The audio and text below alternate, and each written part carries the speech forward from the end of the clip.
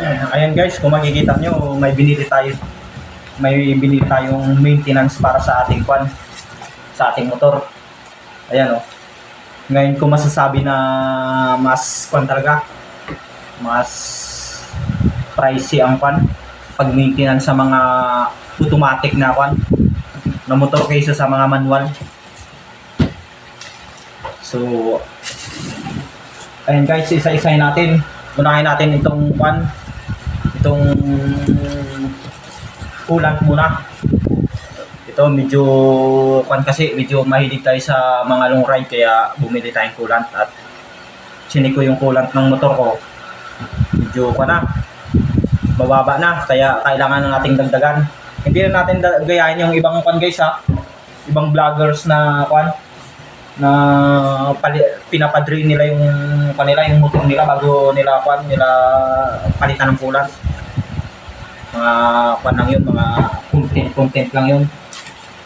Baka nag-iinarte lang sila.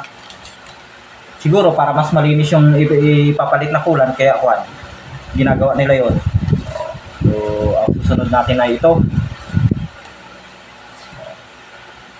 Gear oil, scooter gear oil. Honda Pro na scooter gear oil guys. Kasi hindi tayo makakita ng guys eh.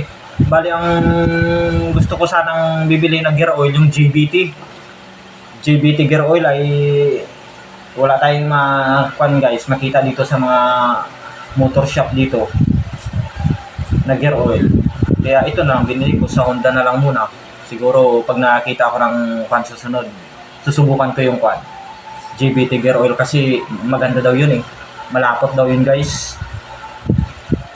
Malapot daw siya. Ito ay nasa, ang price niya pala guys 65. Tapos itong coolant 1 liter 281.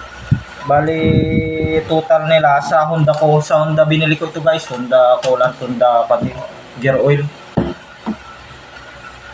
Sa Honda outlet ko mismo sila binili. Nasa 346 total na price nila, dalawa.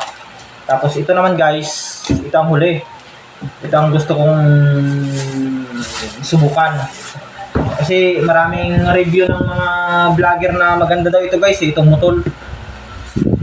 Sa bagay, noon ko pa kasi nakakuan ito. Nakikita itong motor. Ito. Scooter 40, 10W40. Yung sa Honda kasi na gear oil na fully synthetic yun. Ng 10W30 lang yata yun. Ito, scooter 40, 10W40. Si Moto Oil. Bali, hindi mo na kailangang magsukat-sukat guys. Kasi may na siya, may 800 liter na siya. Kapag yung sa Honda ang binili mo, yung fully synthetic niya 1 liter, sukat-sukatin mo pa bago mo ilagay sa motor. Ito pwede mo na siyang iubos kasi 800 na talaga siya, na 800 ml. Ayan guys oh.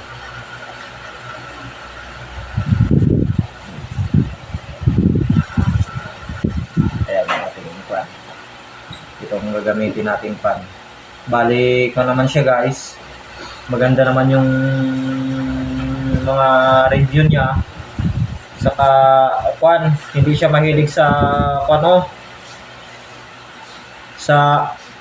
sa advertise, pero siya ng sa mga malakas siya sa mga sa mga sponsor ang motor kasi sa mga ginagamit na mga racing, 4 wheels racing, mga big bike, sa MotoGP. Karamihan motor ang ginagamit guys kasi maganda ang performance nito guys eh. Yung mga review nila, maganda ang performance nito sa mga racing. Maganda ang hatak ng makina, smooth, saka yung sa dulo niya maganda, yung may ilalabas pa na power pa sa dulo pag mga sagada na waswasa na yung mga waswasa na takbo,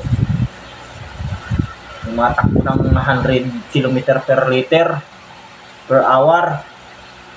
maganda. Kaya itatry natin kung talagang maganda ang motor.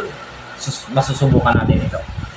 So ayan guys, bali ito sila lahat. Ang price ng motor guys 330. Mahal-mahal din yun 330 tapos 346 di bali ilan yun 676. Tama ba?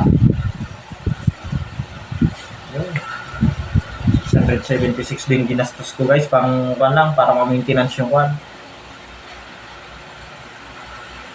Tumingin ako sa kwan, 4 wheels naman sa si oil yata yung mga motor, mga 4 wheels wala silang pang scooter.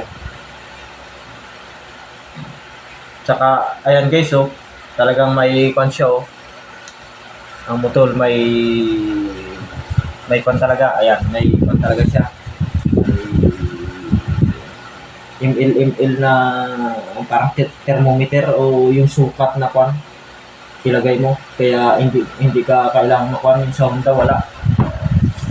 Tulad nito, itong Poland mamaya guys, okay, sa susunod na araw magdadagdag na tayo ng coolant sa motor natin.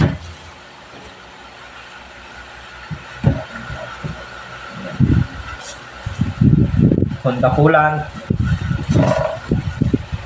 Honda scooter gear oil, tapos ito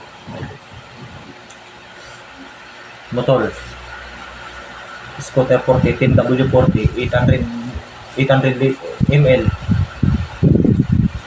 motor oil. So yan lang guys, at see you sa next content.